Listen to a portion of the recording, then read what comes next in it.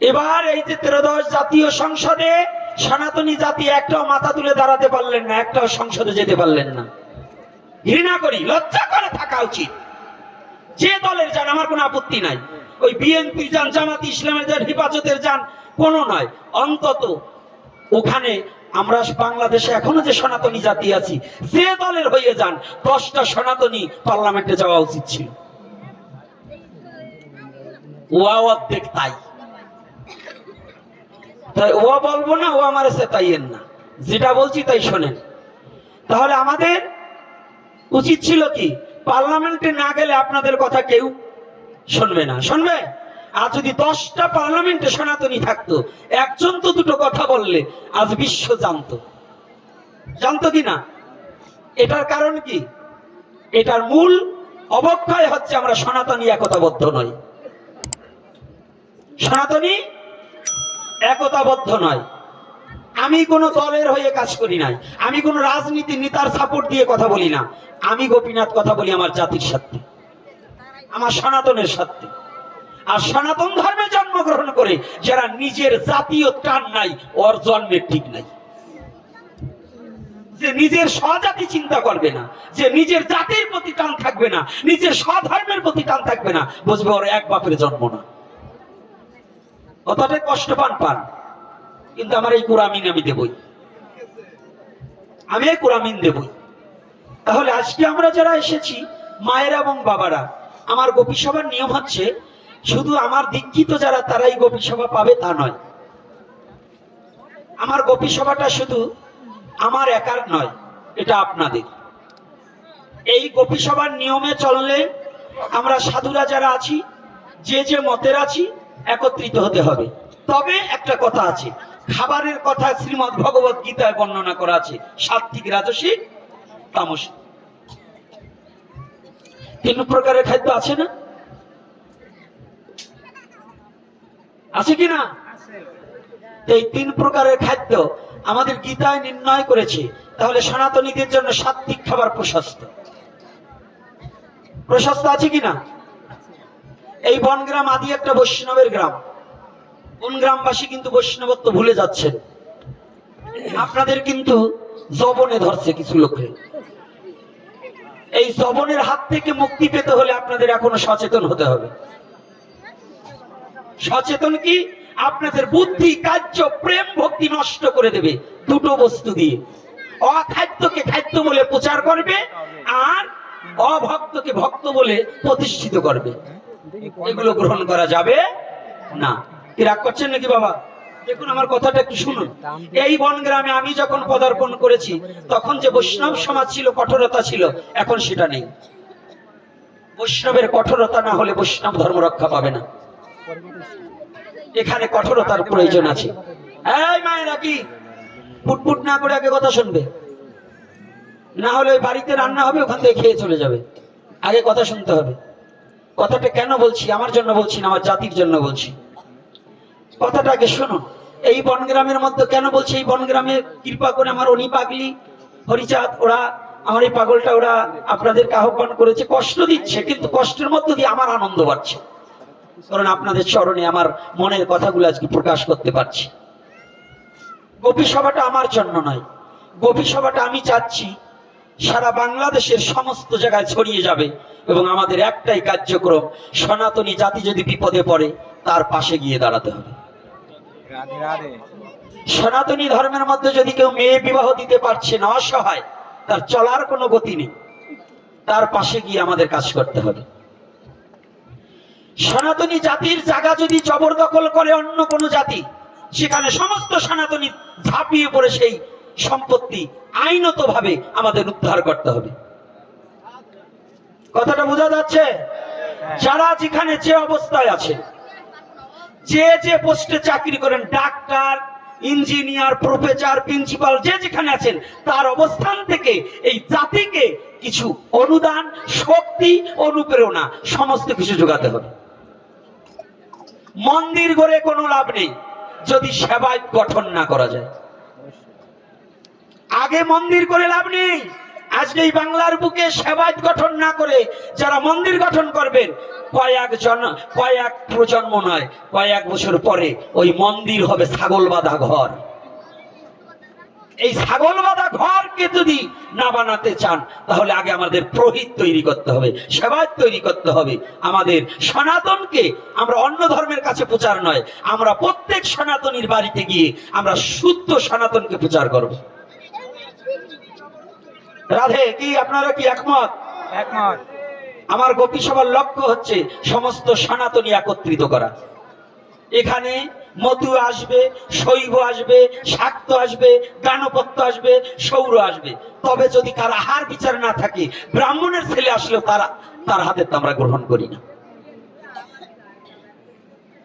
আহার বিহার একটু শুদ্ধের প্রয়োজন আছে। আপনাদেরকে আমি অনুরোধ করি, কয়েকটা জিনিস এই বনগ্রামে যদি আপনারা না পারেন, তাহলে কোথাও পারবেন না। আপনারা কি ভগবানকে মানেন? কারা কারা তারা হাত তুলুন। জয় শ্রী রাধে। এই বনগ্রামবাসী না খালি সবাই ভগবানকে কারা মানেন? হাত তুলছেন তো? আচ্ছা, এইবার হাত নামান। এইবার ভগবান গৌর হরিকে মানেন না কারা কারা তারা হাত তোলেন। তাহলে সবাই মানেন কি? মানেন কি না? এক সময় সনাতন ধর্মে মাংস দিয়ে শ্রাদ্ধ করা হতো। এক সময় মাংস দ্বারা শ্রাদ্ধ করা হতো। ভালো করে জেনে যান, সাক্ষাৎ স্বয়ং শ্রীকৃষ্ণ চৈতন্য মহাপ্রভু এই মৎস্য মাংসকে নিষিদ্ধ করেছে। আপনি অন্যদিন খান, আমরা নিষেধ করব না, কিন্তু শ্রাদ্ধে মৎস্য দেওয়া এটা সম্পূর্ণ ম্লেচ্ছর কর্ম। আমরা যতদিন জানি নাই করছি, এখন জানতে পারছি, আমরা মানব। কি বাবা, এই বনগ্রামের বাড়িতে কয়টা বিল্ডিং ছিল আগে?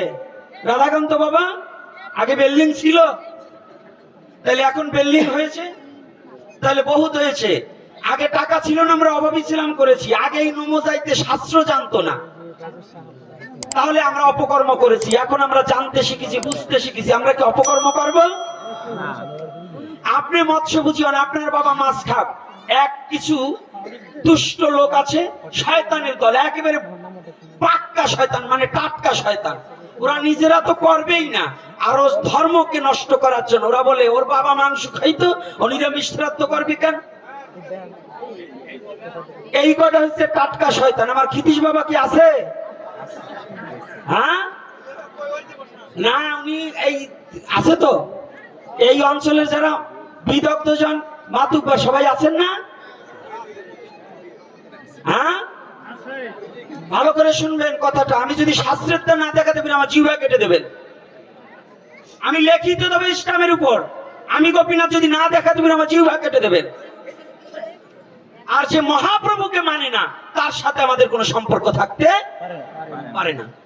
আর তার সাথে এমন কি, আমার শিষ্য যারা আছো, যদি মহাপ্রভুকে যারা মানবে না, তাদের সাথে আত্মীয়তা পর্যন্ত করা যাবে না। যার মুখে ভাই হরি কথা নাই, তাহার কাছে তুমি যেও না। যাহার মুখ দেখিলে ভুলে যাবে হরি, তাহার মুখ পানে যেও না। একেবারে পরিষ্কার কথা, আমার নির্দেশ, আমার নির্দেশ। আমার শিষ্য যারা যারা গৌর বিদ্বেষী জনা, তার কাছে যাবে না, তার সাথে আত্মীয়তাও রাখবে না।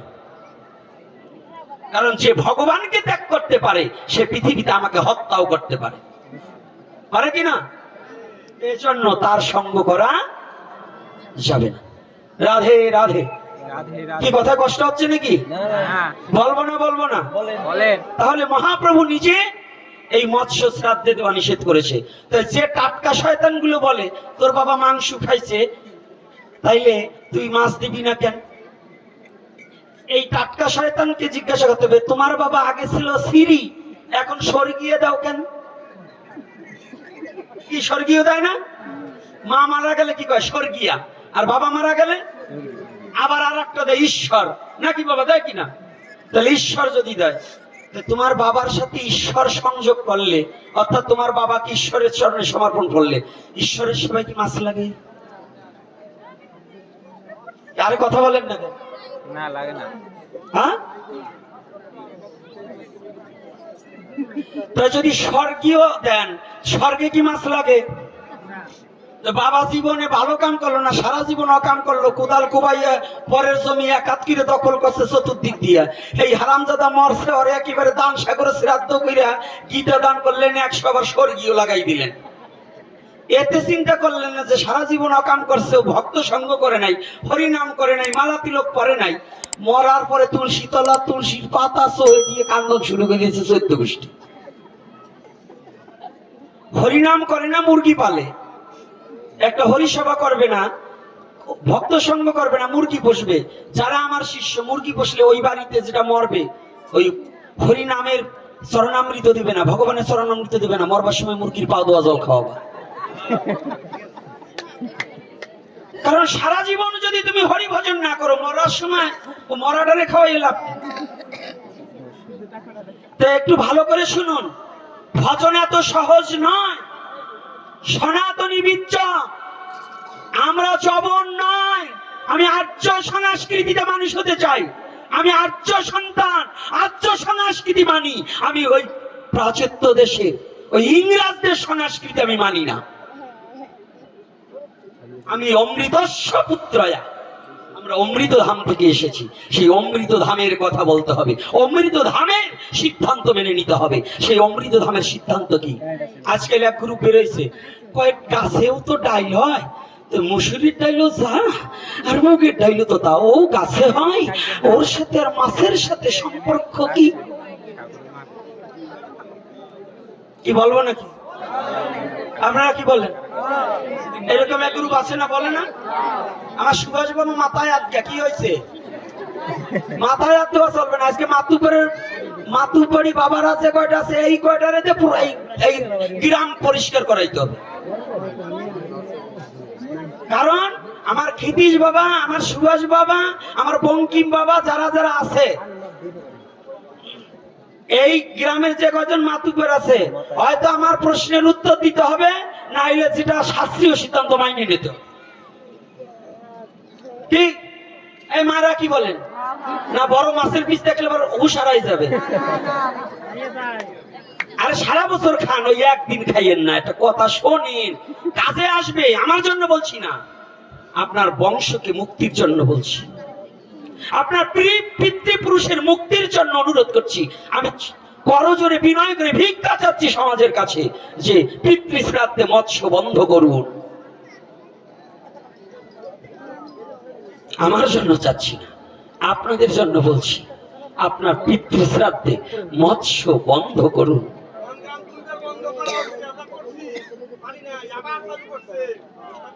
আগে শুনুন, যারা বলেন মুসুরির ডাল গাছে হয়, মুগের ডালও গাছে হয়, এর সাথে কি হয়?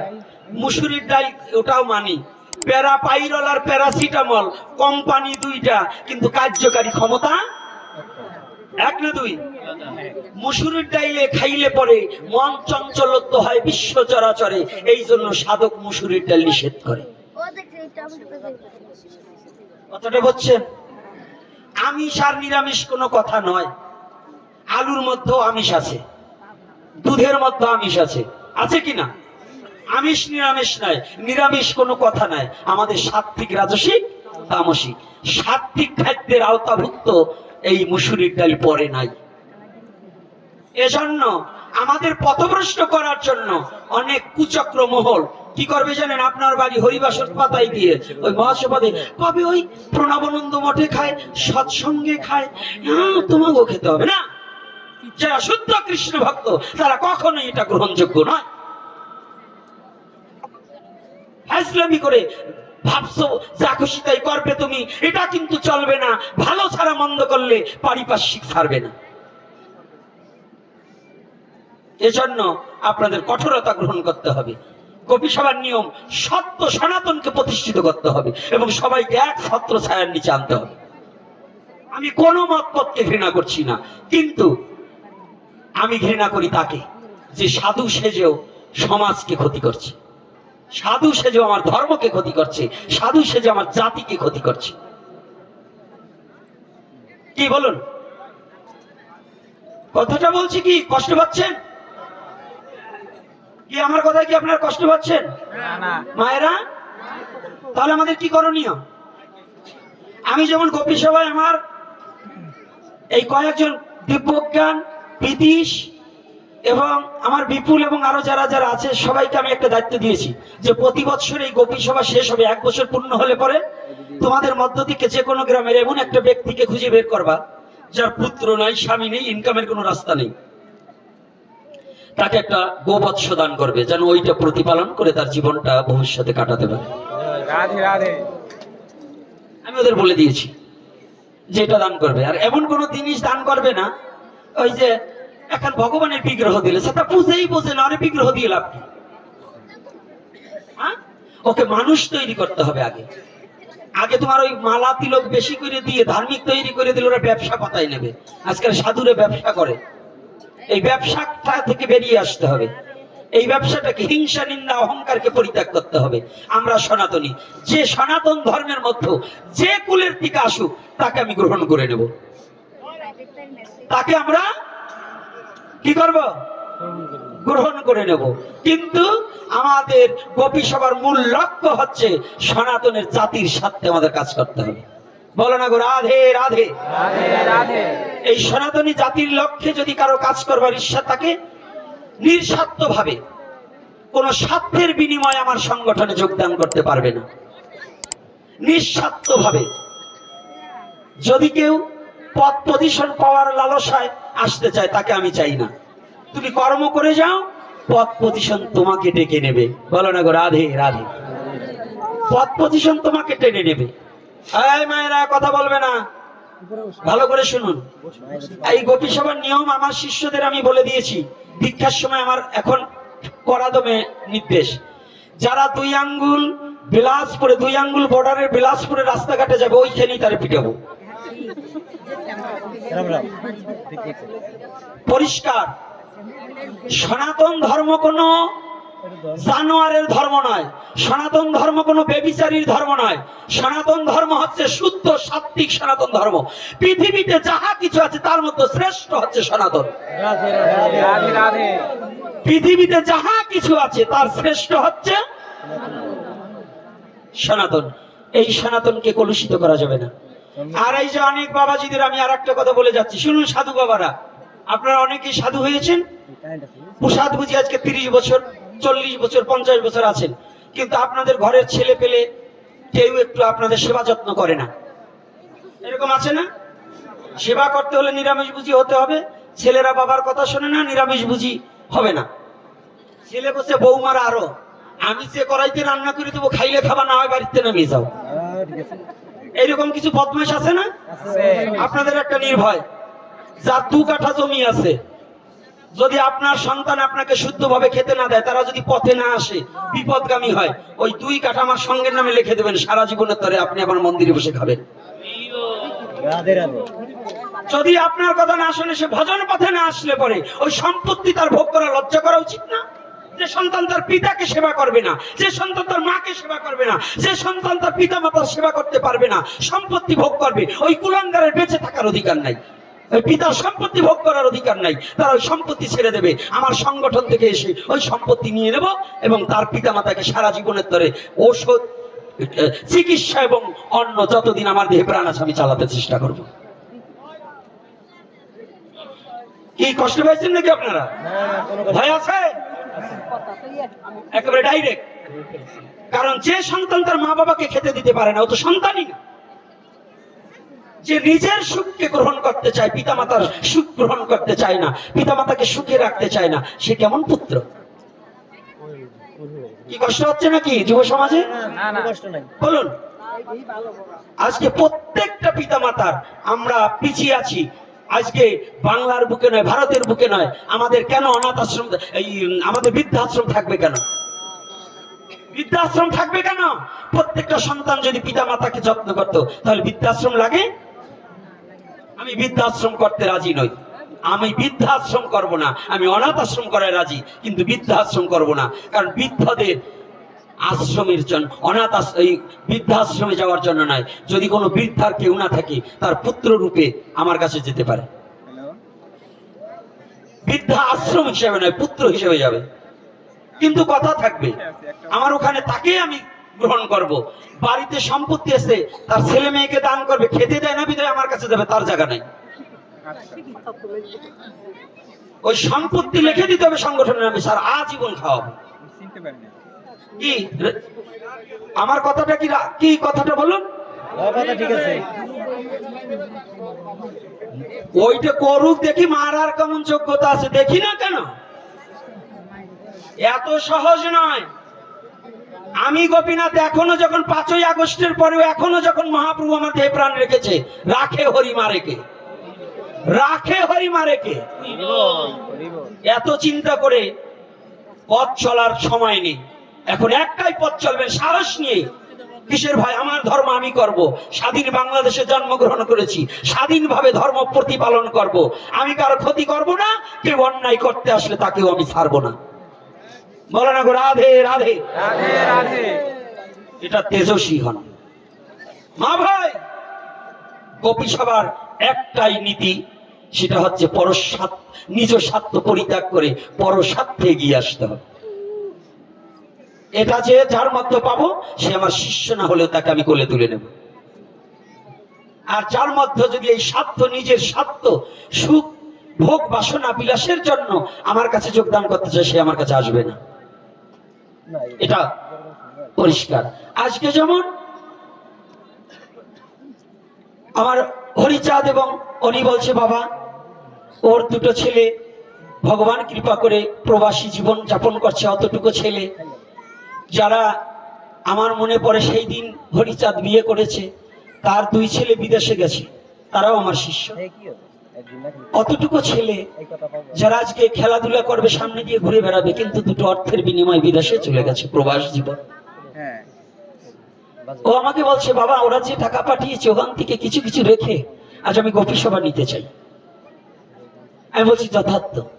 পরের দিন ফোন করছে, বাবা আমি একটু দান করতে চাই, কিছু গীতা দান করব।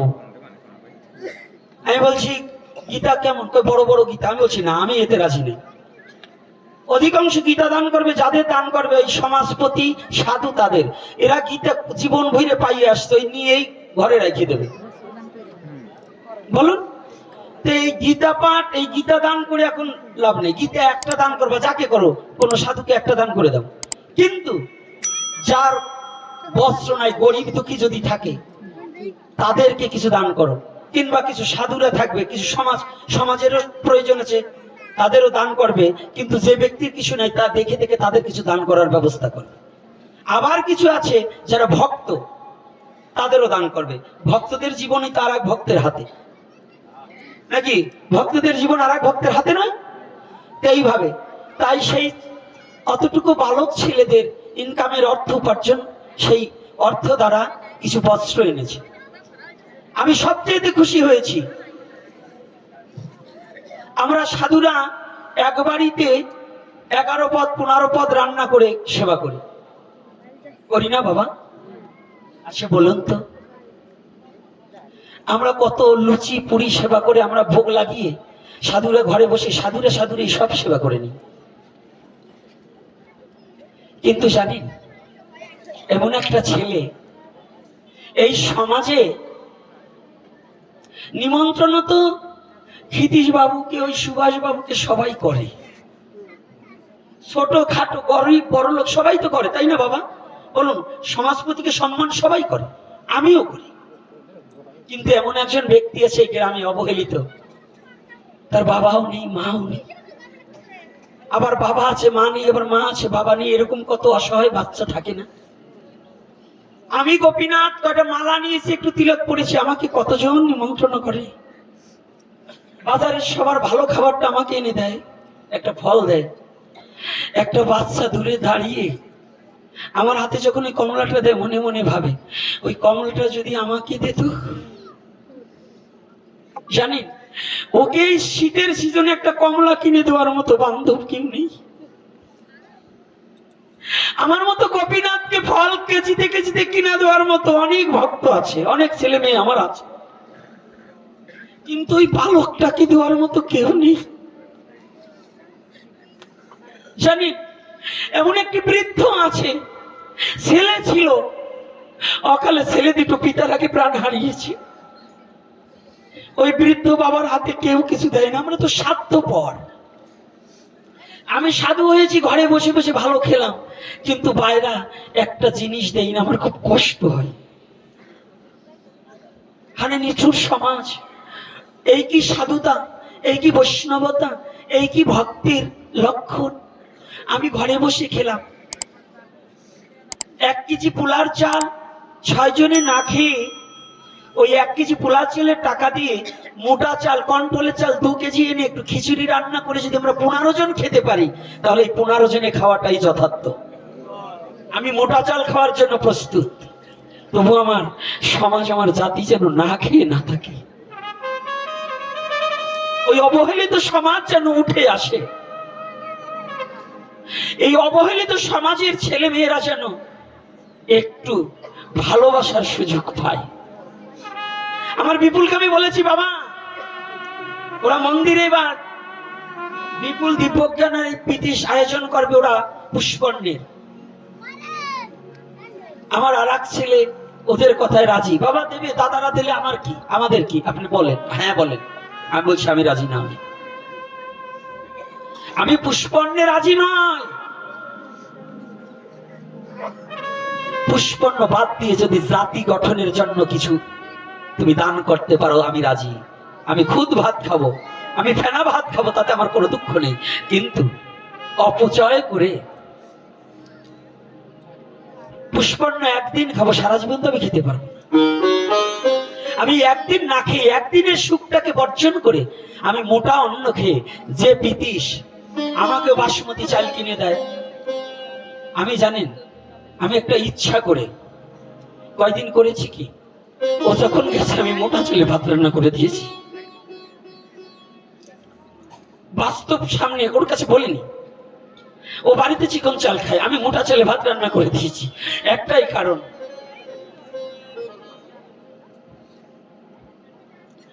আজকে যদি ওর জন্য আমি ভিআইপি ব্যবস্থা করি, ও মোটা চাল খেতে পারে না, বিধে চিকন চাল খায়, ওর আরো 10 জনের সামনে যদি ওকে চিকন চাল দেই, তাহলে হয়তো ওই ছেলেরা ভাববে দাদা বুঝি অনেক কিছু দেয়, বিধায় বাবা দাদাকে ভালোবাসে।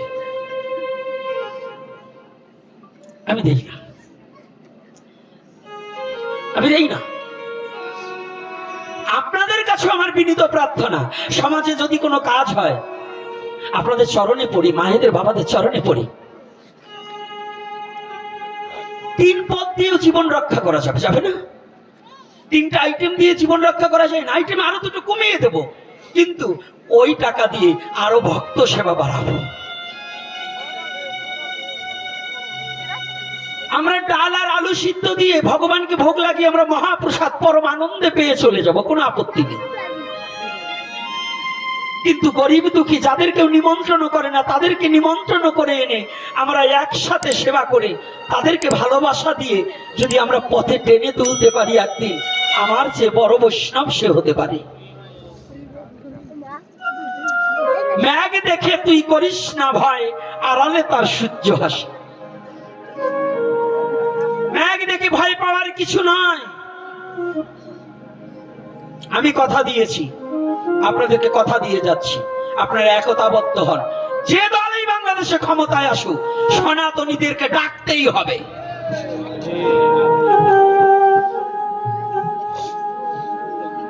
সনাতনী ভোট না পেলে আজকে বিএনপিও ক্ষমতায় যেতে পারতো না। এবার এজন্য আপনারা সংঘবদ্ধ হন, যে যে দল করুন, আমার কোনো আপত্তি নাই, কিন্তু পাঁচাটা কুকুর হওয়া যাবে না। কোন দলের পাঁচাটা কুকুর হতে হবে না। আমাদের অধিকার যে পূরণ করবে, সনাতনী জাতিকে যে দল আসুক ক্ষমতায়, বিএনপি আসছে তার কাছে আমাদের চাওয়া পাওয়ার আছে। যদি আমাদের সনাতনীদের উপর বিএনপি সরকার গঠন করার পরে আমাদের যে নির্যাতনগুলো হয়েছে, এর ক্ষতিপূরণ তাদের আমাদের পাশে এসে দাঁড়াতে হবে, আমাদের অভাবীর পাশে দাঁড়াতে হবে, এবং আমাদের দুঃখের কথা তাদের জানতে হবে। এজন্য আমার কোনো লড়াই কোনো কারো বিপক্ষে নয়, আমার লড়াই আমার জাতিকে জাগাতে জন্য, আমার লড়াই আমার সনাতনীকে তুলে ধরার জন্য, আমার লড়াই এই সনাতনী জাতির দুঃখ বেদনাটাকে বিশ্ব জগতে তুলে ধরার জন্য। এজন্য এগিয়ে আসতে হবে আর একটু হাতের মুঠ ফাঁকা করতে হবে। মান ইজ দ্য সেকেন্ড গড। কোনো কিছু করতে হলে ঈশ্বরের পরপর টাকারও প্রয়োজন আছে।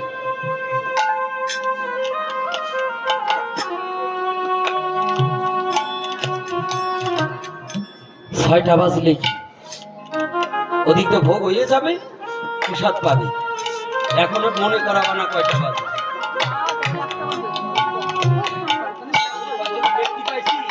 গ্রামের এই ইলেকশনের সময় না হইলে একটারেও পাওয়া যাইত না।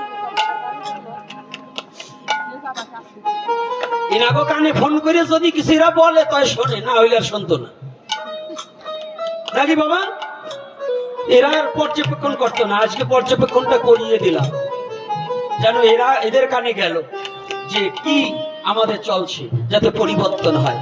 তবে সম্মানী ব্যক্তিকে সম্মান করতে হবে, আর সমাজকে কুসংস্কারকে লাথি মেরে তাড়িয়ে দিয়ে সত্যকে প্রতিষ্ঠা করতে হবে এবং শান্তি প্রতিষ্ঠা করতে হবে। শান্তি প্রতিষ্ঠা করতে হবে, নরনারী সবার ভূমিকা রাখতে হবে। শুধু নরদের নয়, শুধু পুরুষের ভূমিকা নয়, নারীদেরও অগ্রগণ্য হতে হবে নাকি? রাধে রাধে।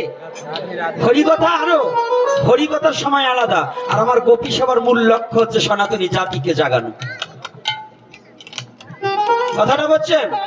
আমার আসার আগে আলোচনা হবে গীতা, ভাগবত, চৈতন্য চরিতামৃত। তবে প্রত্যেকটা পাঠক যারা নিত্য পাঠক হবে, তোমাদের যার যে গ্রন্থের উপর দেবে এই গ্রন্থের বাইরে আলোচনা করতে পারবে না।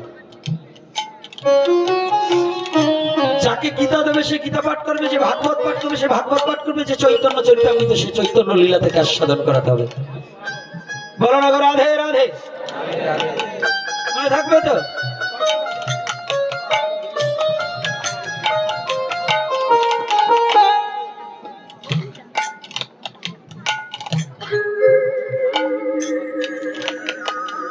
সবই করবে। ওই যে দিগ্বিজয় আসতে একটা গান গাবে, দিগ্বিজয় আছে, ওরা সবাই মিলে একটা গান গাবে। বৈঠকি গান মেলা দিন ধরে হারাই গেছে। আর আপনারা, আপনাদের গ্রামের কোনো কীর্তনিয়া আছে? তোমার কাকারে পাঠিয়ে দাও, আমার কাছে পাঠিয়ে দাও। আমার গুরু ভাই আপনাদের জলিলপাড় আশ্রমের সেবায় দীনবন্ধু দা আসছে। দাদা এখানে আসুন, ইংরেজিকে একটু সামনে দিন, পায়ে লাগবে। শুনুন, আমি আবারও বলছি, বৈষ্ণব সমাজের কাছে বলছি, আমার কিনাদা কই? আমার কিনাদা কি আছে? আজকে বাবার কাছে আমার অপরাধ ক্ষমা সুন্দর দৃষ্টিতে দেখবেন। আপনি প্রাচীন, এখন আর কেউ নাই। আপনি আছেন এই বনগ্রামের মধ্যে এখন প্রাচীন, আর একে একে সবাই চলে গেছে। দুইজনই তো আছেন, আমার পাগলাদার আপনি। এখন সবাই কালের ডাকে চলে গেছে। আপনারা বয়স্ক, আমি একটা অনুরোধ করে যাই, এই যে বানিয়াচরের বৈষ্ণব যারা নিত্য বাবা এবং জলিলপাড় বনগ্রাম যারা আসছেন, আমার একটা মেসেজ সবার চরণে পৌঁছিয়ে দিবেন। আপনাদের কাছে আমার অনুরোধ, বৈষ্ণব সমাজের মধ্যে শুদ্ধাচারী হতে হবে। যে শুদ্ধ আহার করবে তাকে আমরা গ্রহণ করব। শুদ্ধ আহার নাই তাকে আমাদের রান্নার কাছে যেতে দেব না, কিন্তু আর সব কাজেই তাকে আমরা গ্রহণ করব, আমরা ত্যাগ করব না। মহাপ্রভু কাউকে ত্যাগ করে নাই। মহাপ্রভু আরো আবর্জনাকে কুড়িয়ে এনে পরিষ্কার করে দিয়েছে। কি পরিষ্কার করে দিয়েছে কিনা? রাধে রাধে। আমরা কাউকে ত্যাগ করব না। আপনাদের কাছে আমার একটা করজোরে, আমি আপনাদের সন্তান এই হিসেবে যদি কোনো অন্যায় অপরাধ করে থেকে আমাকে ক্ষমা সুন্দর দৃষ্টিতে দেখে, আমরা সনাতনী সমস্ত কিছু ভুলে যাব। সব ভুলে গিয়ে নিজের সনাতনকে রক্ষা করতে যা যা করণীয় তাই তাই আমরা করব। যদি এদিকে আপনারা এগিয়ে আসেন, আমাকে ডাকলে পাবেন। কি আমি নয় শুধু, এবার একটা কথা জেনে রাখেন, আমি কোনোদিন ভাবিনি এবার যে আপনাদের আশ্রমে অর্থাৎ গোপাল গোপীনাথ সেবা আশ্রমে যে মিলন মেলা মিলেছিল 25,000-এর ঊর্ধ্বে লোক, ইলেকশন না হলে 40-50,000 কাছাই যেত। তাই সেগুলো দেখুন, এটা কারা অবদান আপনাদের? আপনারা ডাকলেও দূর দূরান্ত থেকে লোক আসবে। এই গোপী সভাটাকে এগিয়ে নিতে হলে আপনাদের সচেতন হতে হবে, আর আপনারাই পারবেন আপনাদের চরণ পাশে রেখে আমাকে বাঁচিয়ে রাখতে। আপনারা যদি স্মরণ না করেন তাহলে আমিও একদিন বেঁচে থাকবো না। তাহলে এই দুরাচারকে কি বাঁচিয়ে রাখতে হলে আপনাদের কর্ম আছে না? এই কর্মটা হচ্ছে এই আপনার সত্যকে প্রতিষ্ঠা করতে হবে। জয় নিতাই গৌর হরি বল। আর কোন সনাতনী যেন বিপদে না ফেলা হয়, আমরা তাকে বিপদ থেকে উদ্ধার করার চেষ্টা করব। রাধে রাধে। এই যে ভাজনদিতে একটা ঘটনা ঘটেছে, যদি চলির পারে ফোন করব, যদি এখান থেকে 2-4 জ্ঞানী ব্যক্তি এবং আমিন যেতে হবে। ভাজনদিতে একটা ঘর ঋষি সম্প্রদায় আছে, সেই সম্প্রদায় ওখানে জায়গা জমি নিয়ে একটা হেনস্থা হয়েছে এবং গাছ কেটে রেখেছে। আমি গিয়ে বাধা দিয়ে আপাতত ইলেকশনের পরে আমরা একটু শপথ গঠনের পরেই সেই সালিশ বসবো। আপনাদেরও ডাকলে আপনাদেরও নিঃস্বার্থে একটু ভাড়ার টাকা খরচ করে গেলেও যেতে হবে, কারণ আজকে যদি এখানে আপনারা পরাভূত হয়ে যান তাহলে আর একজনকে গ্রাস করবে। আর এটাকে যদি আমরা দমাতে পারি, আরো 10 জন সচেতন হবে যে হিন্দুর প্রতি অত্যাচার আসলে এখন সমস্ত হিন্দু দাঁড়াতে পারে। কথাটা বুঝতে পারছি? এজন্য কেউ পিছু হটবো না, আমরা সত্যকে ধরে আমরা সম্মুখে এগিয়ে যাব, পারবো না? আজকে একটা গান হবে, আর কিছু বস্ত্রদান, আর 5টা মালা থলি সহ 5টা মালা দান হবে। যদি কোনো স্বেচ্ছায় আসবে, নামগুলো আমি জানি না, ওই প্রীতিশ দেবে, আপনারা স্বেচ্ছায় গ্রহণ করবেন। আপনাদের চরণে এই বিনীত প্রার্থনা। আর এই কীর্তন শ্রবণ করুন, সাথে সাথে রাধা নাম হবে এবং একটু উদ্দণ্ড নৃত্য হবে। এবং এই বনগ্রামের যুবক বাবারা যারা আছে, হিংসা দূরীভূত করে, আমি খুব কড়া কথা বলি, আমাকে ক্ষমা সুন্দর দৃষ্টিতে দেখে আপনাদের চরণে, সবার চরণে রেখে যেন সনাতনকে আমরা এগিয়ে নিয়ে যেতে পারি, এই আশা ব্যক্ত করে আমার আলোচনা এখানে সমাপন।